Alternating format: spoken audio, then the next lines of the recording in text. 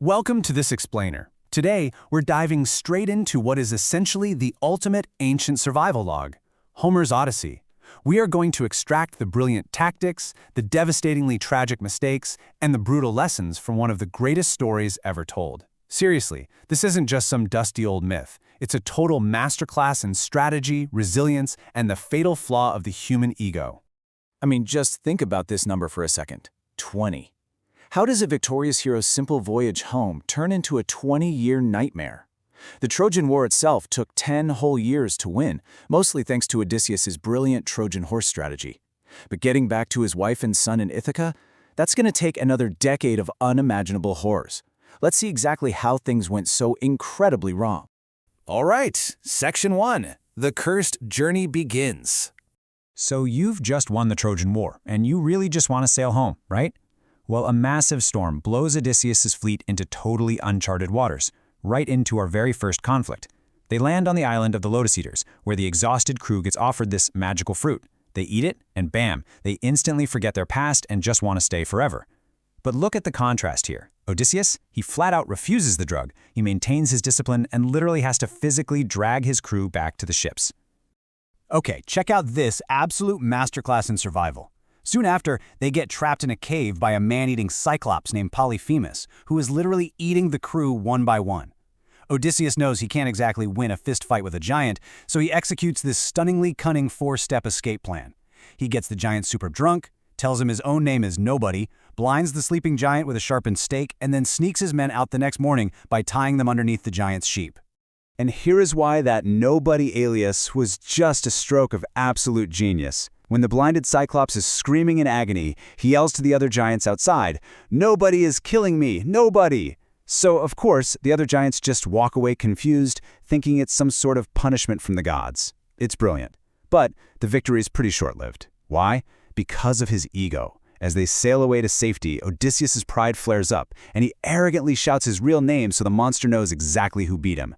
And that one single moment of arrogance changes everything. Which brings us to Section 2, which is Giants and Magic. So, because Odysseus couldn't just keep his mouth shut, the blinded Cyclops begs his father, who happens to be Poseidon, god of the sea, for a curse. Now, the ocean itself is out to get them. But honestly, the crew's own foolishness does just as much damage here. A friendly king actually gives them a magical bag containing all the wild winds, leaving just a gentle breeze to push them perfectly home. They are literally in sight of Ithaca. So Odysseus finally takes a well-deserved nap. Huge mistake. The crew, getting all greedy and suspicious, convince themselves the bag is full of secret gold. They rip it open, and boom, all the wild winds escape, blowing them all the way back out to sea. The survival log gets incredibly grim from here on out.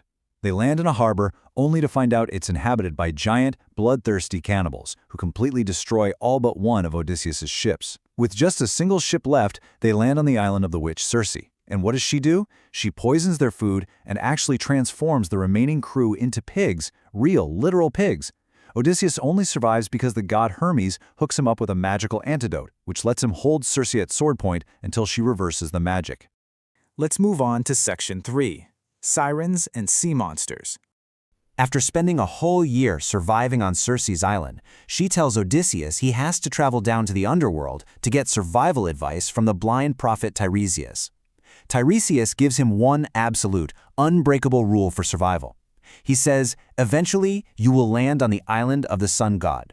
Whatever you do, do not touch his sacred cattle. If you harm the cattle, death will follow. It's a very clear, binary choice, discipline or death. But before they even have a chance to worry about cattle, they have to run this terrifying gauntlet of overlapping threats. First, they survive the deadly sirens, these creatures whose beautiful songs lure sailors to their deaths by plugging the crew's ears with beeswax. Then, they're forced to sail between two impossible horrors.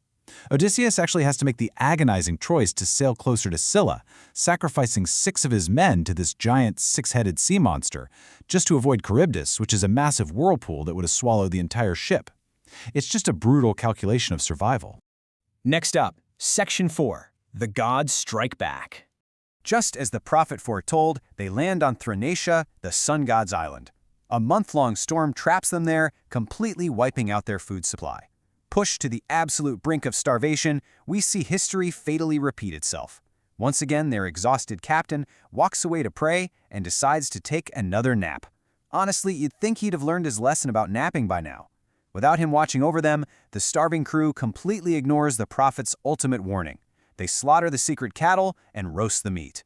Odysseus wakes up totally horrified, knowing they've just sealed their own doom. Furious at the slaughter of his cattle, the sun god demands justice. So, Zeus destroys their final ship with a massive thunderbolt. Every single person drowns, except Odysseus. As the sole survivor, he washes up on the island of the goddess Calypso, who holds him captive for 7 agonizing years.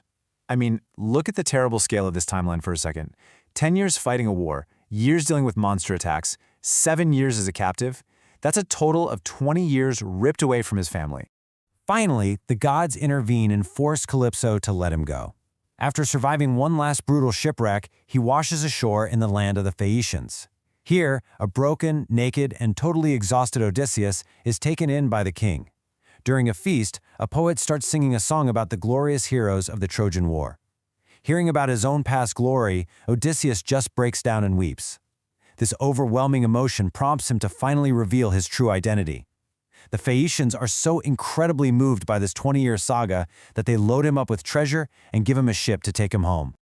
Which takes us to Section 5, Return to Ithaca. 2 decades after he first sets sail, Odysseus finally sets his feet upon the shores of his homeland. But if you think the danger is over, you haven't been paying attention. The goddess Athena intercepts him right there on the beach. She warns him that over 100 arrogant, extremely dangerous suitors have completely infested his palace, and they're aggressively trying to force his wife into marriage. If he just strolls in there, they'll murder him on the spot. So Athena disguises the great king as an old, unrecognized beggar, so he can safely infiltrate his own home. But you know, Odysseus isn't the only absolute genius in the family. His faithful wife, Penelope, has brilliantly matched his cunning all these years. To stall the suitors, she promised she'd choose a husband as soon as she finished weaving a burial garment. For 3 agonizing years, she wove that garment during the day and then secretly unraveled it every single night.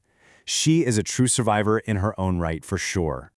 And that brings us to our final act, Section 6, Vengeance and Reunion. The trap is officially set. Reunited in secret with his now-grown son Telemachus, the disguised king quietly locks the doors of the Great Hall. Meanwhile, Penelope, pushed to the absolute brink, decrees she will only marry the man who can string Odysseus's massively heavy hunting bow and shoot a single arrow cleanly through the rings of 12 axe heads. 12. And guys, here is how the masterpiece of revenge unfolds. Every single arrogant suitor tries to string the bow, and every single one fails miserably. They literally can't even bend the thing. Then, the ragged old beggar steps up. While all the suitors are laughing at him, he effortlessly strings the weapon, takes aim, and fires the perfect shot right through all 12 axes. The laughing stops instantly. Odysseus drops his disguise and, alongside his son, turns that bow on the trapped suitors, unleashing 20 years of pent-up vengeance. After the brutal battle is won and his home is finally cleansed, he goes to his wife. Penelope, overwhelmed with emotion after remaining faithful for 20 entire years, finally embraces her husband. She looks at the weary survivor and asks where he has been all this time, and with tears in his eyes, he simply replies, "Where do I begin?" It's just a breathtaking conclusion. As we finish up this explainer today, I want to leave you with a final thought to mull over. What does this brutal 20-year survival log teach us today?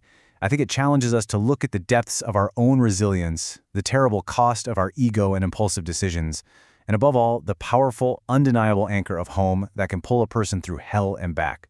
Think about what your anchor is and what you'd be willing to endure to get back to it. Thanks so much for joining me today. Keep learning, and I'll catch you next time.